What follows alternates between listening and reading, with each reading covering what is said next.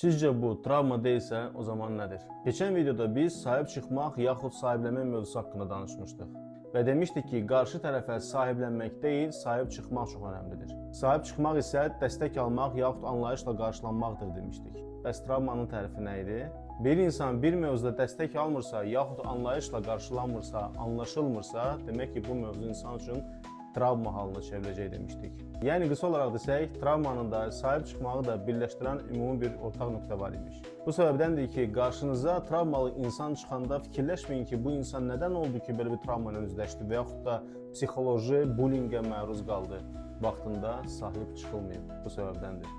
Travmalı insan gərəkilən vaxtda sahib çıxılmadığı üçün həmin o travma məsələsi ilə üzləşmiş olur. Bu səbəbdəndir ki, ailənizə, sevənlərinizə, sevdiklərinizə hər zaman vaxtında sahib çıxın.